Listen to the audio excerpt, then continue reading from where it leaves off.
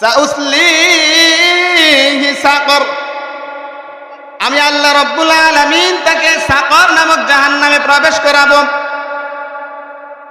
আল্লাহ রাব্বুল আলামিন তারপরে বলেন মা আদরাকা মা সাকর, হে নবী আমার সাকর কি জানেন? আল্লাহ তাআলা জাহান্নামের ভয়াবহতা বর্ণনা করতে গিয়ে বলেন ওয়া মা আদরাকা মা সাকর, হে নবী আমার সাকর কি জানেন? লা তুবকি ওয়ালা তাযার, সাকর নামক জাহান্নামটা এমন হবে লা তুবকি ওয়ালা তাযার, সাকর নামক জাহান্নামের মধ্যে যারা প্রবেশ করবে সাকর নামক জাহান্নাম তাকে জ্বালিয়ে পুড়িয়ে শেষ করে দিবে। सूरज ने दिया अपने शुआ उनको ये पैगाम, सूरज ने दिया अपने शुआ उनको ये पैगाम, दुनिया है अजीब चीज कभी सुबह कभी शाम, दुनिया है अजीब चीज कभी सुबह कभी शाम, या रब मेरे आँखों में समा जाए मदीना,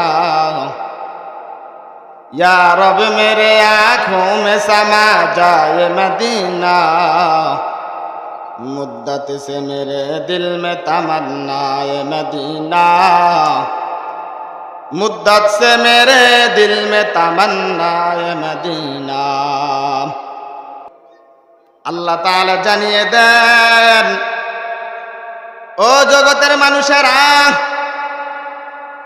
সাউসলিহি সাকর, আমি আল্লাহ রাব্বুল আলামিন তাকে সাকর নামক জাহান্নামে প্রবেশ করাবো।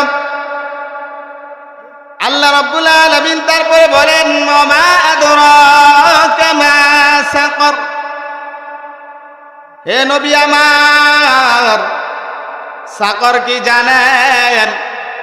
আল্লাহ তাআলা জাহান্নামের ভয়াবহতা বর্ণনা করতে গিয়ে বলেন ওয়া মা আদরাকা মা সাকর, হে নবী আমার সাকর কি জানেন? লা তুবকি ওয়ালা তাযার, সাকর নামক জাহান্নামটা এমন হবে লা তুবকি ওয়ালা তাযার, সাকর নামক জাহান্নামের মধ্যে যারা প্রবেশ করবে সাকর নামক জাহান্নাম তাকে জ্বালিয়ে পুড়িয়ে শেষ করে দিবে। আল্লাহ রাব্বুল আলামিন বলেন লা ইয়ামুতু ফিহা ওয়া লা ইয়াহইয়া, সাকর নামক জাহান্নামে যারা প্রবেশ করবে জাহান্নাম তাদেরকে জীবিত রাখবে না, তাদেরকে মৃত করবে না, তাদেরকে জাহান্নামের ফেরেশতারা শাস্তি দিতে দিতে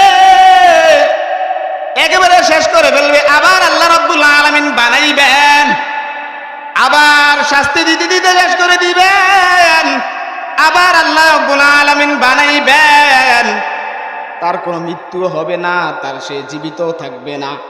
আল্লাহ রাব্বুল আলামিন সাকর নামক জাহান্নামে যারা প্রবেশ করবে তাদের ভয়াবহতা বর্ণনা করতে গিয়ে বলেন লাওয়াতুল লিল বাশার, সাকর নামক জাহান্নামে যারা প্রবেশ করবে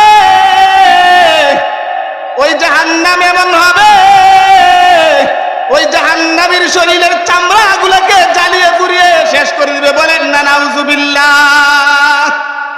আল্লাহ রাব্বুল আলামিন সাকর নামক জাহান্নামের ভয়াবহতা বর্ণনা করতে গিয়ে বলেন আলাইহা 19, ওই সাকর নামক জাহান্নামে 19 জন প্রহরী থাকবে।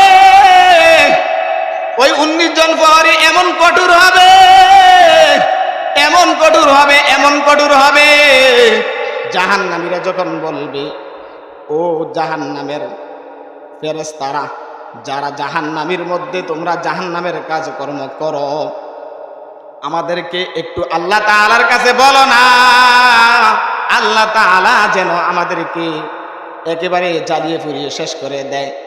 আল্লাহ তাআলা বলবেন লা ইয়াযুকুনা ফিহা বারদান ওয়ালা শারাবা ইল্লা হামিরুন ওয়া গাসসাকা জাযাআও ওয়িফাকা। আল্লাহ রাব্বুল আলামিন বলবেন তাদেরকে ফুলযুক্ত খানা খাওয়াও, তাদেরকে মৃত্যু দিও না, তাদের কখনো মৃত্যু হবে না। এই সাকর নামক জাহান্নামের মধ্যে কারা প্রবেশ করবে?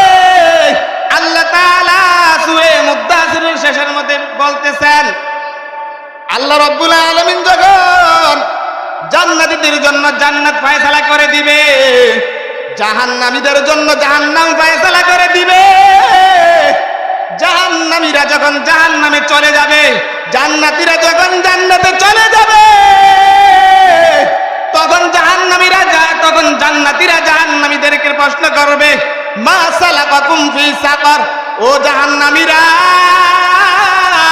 তোমরা কেন সাকার নামক জাহান্নামে প্রবেশ করলা? সাকার নামক জাহান্নামে প্রবেশ করার কারণ কি?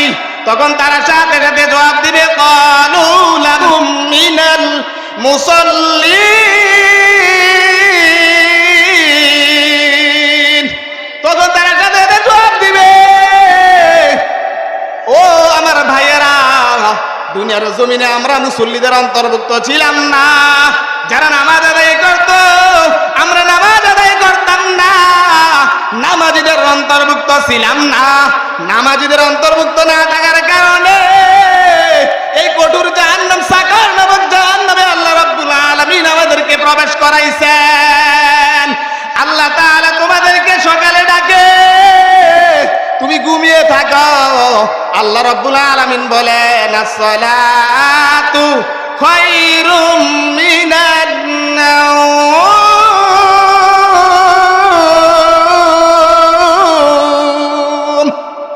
ঘুমের চেয়ে নামাজ ভালো, আর তুমি ঘুমাইও না। ঠিক মতো পড়লে নামাজ জান্নাত তোমার ঠিকানা। ঘুমের চেয়ে নামাজ ভালো, আর তুমি ঘুমাইও না। ঠিক মতো পড়লে নামাজ জান্নাত তোমার ঠিকানা।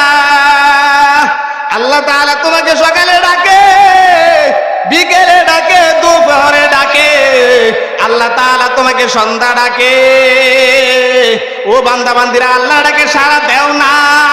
আল্লাহ তাআলা বলেন, সাকর নামক জাহান্নামে যারা প্রবেশ করবে তাদের দ্বিতীয় নাম্বার দল হলো, আল্লাহ তাআলা বলেন, ওয়ালাম নাকু, আল্লাহ তাআলা বলেন নুতঈমুল মিসকিন, মিসকিন যারা আছে তাদেরকে আমরা খানা দিতাম না। খানা না দেওয়ার কারণে আল্লাহ তাআলা সাকর নামক জাহান্নামের মধ্যে প্রবেশ করাইছেন। আমাদের অনেক টাকা ছিল, পয়সা ছিল, এগুলোকে আমরা গচ্ছিত করে রাখতাম। আমরা কি করতাম না? মিসকিনদেরকে খানা দিতাম না। এই জন্য আল্লাহ রাব্বুল আলামিন সাকর নামক জাহান্নামে আমাকে প্রবেশ করাইছেন। তৃতীয় নাম্বার হলো, কেন সাকর নামক জাহান্নামে প্রবেশ করছি? আল্লাহ রাব্বুল আলামিন বলেন, দুনিয়ার জমিনে যারা গীবত করত, গীবতকারীদের মধ্যে আমরা ছিলাম, গীবতকারীদের মধ্যে আমরা লিপ্ত ছিলাম। তাদের সাথে আমরা মানুষের দোষ চর্চা করতাম, তাদের সাথে আমরা মানুষের খারাপি বর্ণনা করতাম। আল্লাহর নবী জানিয়ে দেন, আল গীবাতু আশাদ্দু মিনাজ জিনা, গীবত হইল জিনার চেয়ে মারাত্মক। কেন গীবত জিনার চেয়ে মারাত্মক? আল্লাহর নবী হাদিস দ্বারা বুঝিয়ে দিলেন, কারণ গীবত করার পর মানুষ আল্লাহ তাআলার কাছে ক্ষমা চায় না।